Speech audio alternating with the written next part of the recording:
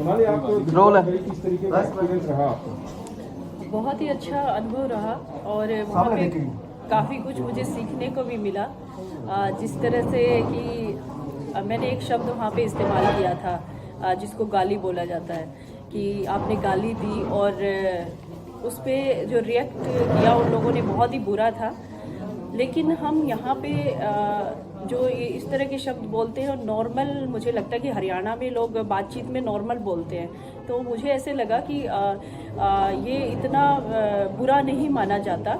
और इस तरह की चीज़ें मुझे सीखने को मिली कि आप इस तरह के शब्दों पे नियंत्रण रखें अगर आप लोगों के बीच में हैं, तो ये बहुत अच्छी चीज़ है मेरे लिए।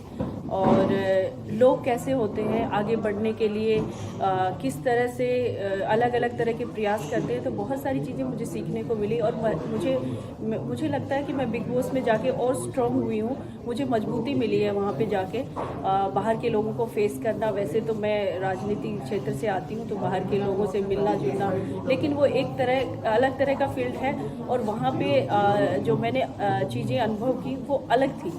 वहाँ पर इतने सारे कंटेस्टेंट थे आपके, अगर हम दोस्त की बात करें तो कौन आपके दोस्त बने और कौन ऐसे दुश्मन है कि आप किसी मिलना ही ना चाहें? देखिए, सबसे अच्छा दोस्त जिसको मैं कहूँगी राहुल वैद्य से मेरी दोस्ती हुई। और दुश्मन मैं किसी को नहीं कहूँगी, क्योंकि बिग बॉस का घर ऐसा ही है कि वहाँ जाते ही दिमाग घूम जाता है और आप कई ऐसी हरकतें करने पे मजबूर हो जाते हो जो आप कभी करना ही नहीं चाहते, दूसरे लोग भी करते हैं। तो वहाँ पे जैसे रुबीना जी मेरे हर मामले में आ जाती थी, तो मैंने रुबीना जी को कई बार कई चीज़ें कही भी, सुनाना भी पड़ा मुझे। और आते समय मैंने अभिनव जी और रुबीना जी से अलग से बात भी की और मैंने अभिनव जी को कहा भी कि आप बहुत अच्छे व्यक्ति हैं, बहुत अच्छे इंसान हैं और बड़ी समझ रखते हैं। उनका, रुबीना जी का टेम्पर हाई जल्दी हो जाता है, तो फिर भी मैंने उनको कहा कि जो घर की बातें हैं वो घर में ही रहेंगी और बाहर हम मिलेंगे भी और अच्छी दोस्ती रखेंगे। तो उन लोगों ने सहमति जताई इसमें और सब लोगों से मेरी दोस्ती रहेगी। ऐसा कोई नहीं है कि किसी से मेरी दुश्मनी हो। आप किसे देखते हैं फाइनल में, कौन जीत पाएगा? देखिए, मैं राहुल वैद्य को देखती हूँ और बहुत ही स्ट्रॉन्ग कंटेस्टेंट मैं मानती हूँ राहुल वैद्य को, क्योंकि जिस तरीके से वो खेल रहे हैं वैसा मेरे ख्याल से कोई भी नहीं है वहाँ पे। एक सोनाली, अली गोनी से आपका काफ़ी लगाव जो है वो नज़र आया, हम उसे किस तरीके से देखें? देखिए, अली की तरफ से भी चीज़ें हुई, उन्होंने मुझे जैसे बातचीत करना स्टार्ट किया, जिस तरीके से वो बात करते थे तो मुझे महसूस हुआ और मुझे लगा कि वो मुझे अच्छे लगने लगे। तो मैंने ये बात कह दी थी और मैंने शो में जाने से पहले कहा भी था कि मैं एक तो कभी झूठ नहीं बोलती और मैं जैसी हूँ मैं अपने आप को वैसे ही दिखाऊंगी, मेरे अंदर कोई बनावटीपन नहीं रहेगा और वैसा मैंने साबित भी किया।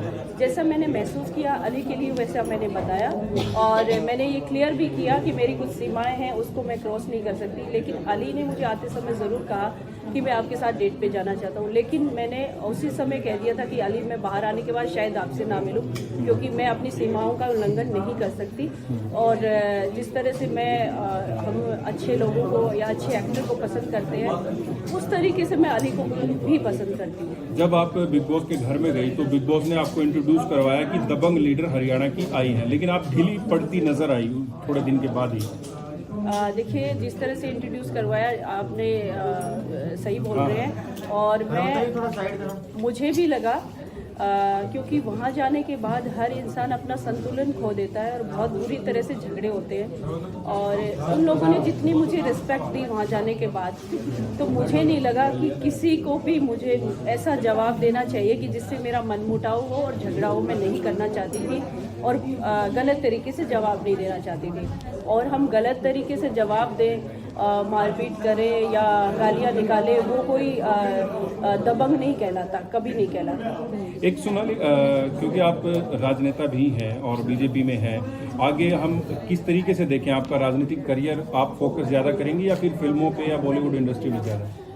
देखिए, जब से मैं राजनीति और अभिनय क्षेत्र की शुरुआत मैंने की तो दोनों चीज़ें मेरी साथ साथ चली, लेकिन मैंने अभिनय को कम समय दिया और राजनीति को ज़्यादा समय दिया। तो ये 12-13 साल से मैं सक्रिय हूँ राजनीति में। तो और ये तो